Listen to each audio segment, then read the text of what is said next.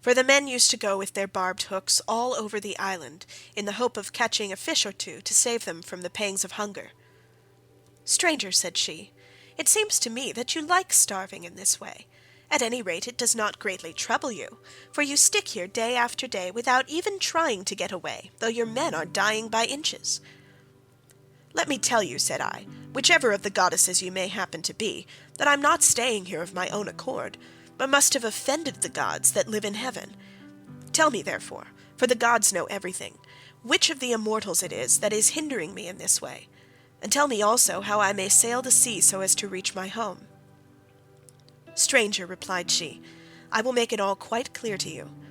There is an old immortal who lives under the sea hereabouts, and whose name is Proteus. He is an Egyptian, and people say he is my father. He is Neptune's head man, and knows every inch of ground all over the bottom of the sea. If you can snare him and hold him tight, he will tell you about your voyage, what courses you are to take, and how you are to sail the sea so as to reach your home.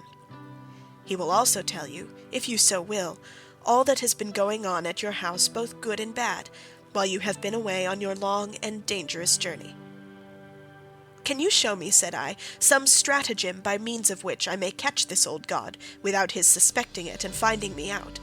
For a god is not easily caught, not by a mortal man." "Stranger," said she, "I will make it all quite clear to you. About the time when the sun shall have reached mid-heaven, the old man of the sea comes up from under the waves, heralded by the west wind that furs the water over his head.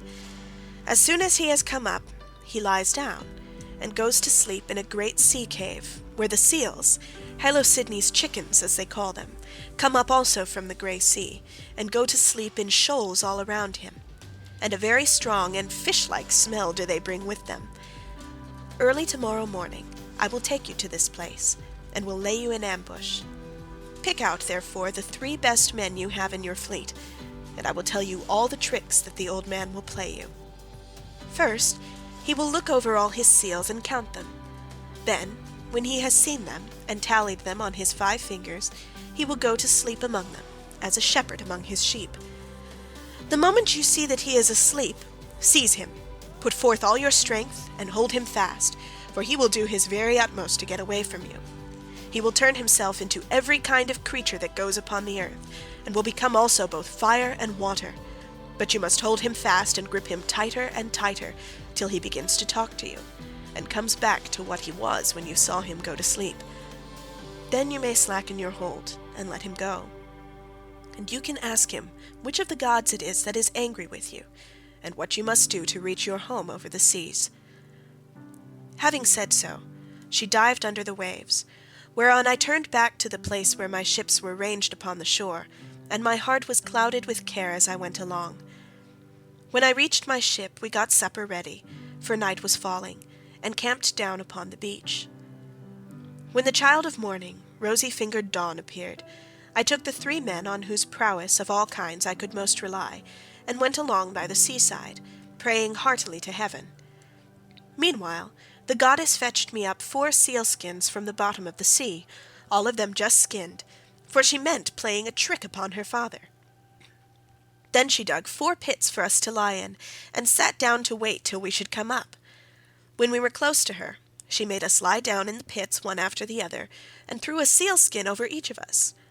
Our ambuscade would have been intolerable, for the stench of the fishy seals was most distressing. Who would go to bed with a sea monster if he could help it?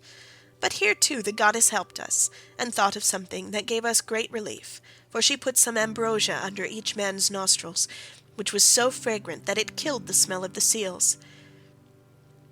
We waited the whole morning, and made the best of it, watching the seals come up in hundreds to bask upon the seashore, till at noon the old man of the sea came up too, and when he had found his fat seals, he went over them and counted them. We were among the first he counted, and he never suspected any guile, but laid himself down to sleep as soon as he had done counting. Then we rushed upon him with a shout and seized him, on which he began at once with his old tricks, and changed himself first into a lion with a great mane. Then all of a sudden he became a dragon, a leopard, a wild boar, The next moment he was running water, and then again directly he was a tree, but we stuck to him and never lost hold, till at last the cunning of the old creature became distressed, and said, "Which of the gods was it, son of Atreus, that hatched this plot with you for snaring me and seizing me against my will? What do you want?" "You know that yourself, old man," I answered. "You will gain nothing by trying to put me off. It is because I have been kept so long in this island, and see no sign of my being able to get away. I'm losing all heart. Tell me then, for you gods know everything, which of the immortals it is that is hindering me, and tell me also how I may sail the sea so as to reach my home." Then he said, "If you would finish your voyage and get home quickly, you must offer sacrifices to Jove and to the rest of the gods before embarking, for it is decreed that you shall not get back to your friends and to your own house till you have returned to the heaven-fed stream of Egypt and offered holy hecatombs to the immortal gods that reign in heaven. When you have done this, they will let you finish your voyage." I was broken-hearted when I heard that I must go back all that long and terrible voyage to Egypt. Nevertheless, I answered, "I will do all, old man, that you have laid upon me. But now tell me, and tell me true, whether all the Achaeans whom Nestor and I left behind us when we set sail from Troy have got home safely, or whether any one of them came to a bad end, either on board his own ship, or among his friends when the days of his fighting were done." "Son of Atreus," he answered, "why ask me? You had better not know what I can tell you, for your eyes will surely fill when you have heard my story. Many of those about whom you ask are dead and gone, but many still remain, and only 2 of the chief men among the Achaeans perished during their return home. As for what happened on the field of battle, you were there yourself. A 3rd Achaean leader is still at sea, alive, but hindered from returning. Ajax was wrecked, for Neptune drove him on to the great rocks of Gyrae. Nevertheless, he let him get safely out of the water, and in spite of all Minerva's hatred, he would have escaped death, if he had not ruined himself by boasting. He said the gods could not drown him, even though they had tried to do so, and when Neptune heard this large talk, he seized his trident in his 2 brawny hands and split the rock of Gyrae in 2 pieces. The base remained where it was, but the part on which Ajax was sitting fell headlong into the sea and carried Ajax with it. So he drank salt water and was drowned. Your brother and his ships escaped, for Juno protected him. But when he was just about to reach the high promontory of Malea, he was caught by a heavy gale which carried him out to sea again, sorely against his will, and drove him to the foreland where Thyestes used to dwell, but where Aegisthus was then living.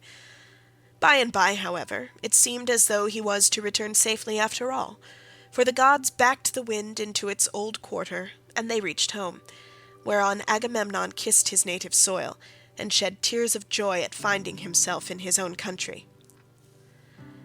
Now there was a watchman whom Aegisthus kept always on the watch, and to whom he had promised 2 talents of gold. This man had been looking out for a whole year to make sure that Agamemnon did not give him the slip and prepare war. When, therefore, this man saw Agamemnon go by, he went and told Aegisthus, who at once began to lay a plot for him.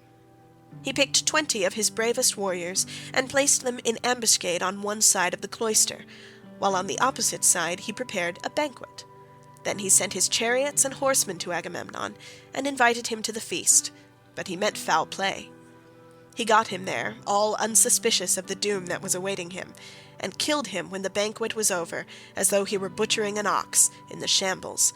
Not one of Agamemnon's followers was left alive, nor yet one of Aegisthus, but they were all killed there in the cloisters. Thus spoke Proteus, and I was broken-hearted as I heard him. I sat down upon the sands and wept. I felt as though I could no longer bear to live, nor look upon the light of the sun. Presently, when I had had my fill of weeping and writhing upon the ground, the old man of the sea said, "Son of Atreus, do not waste any more time in crying so bitterly. It can do no manner of good. Find your way home as fast as ever you can,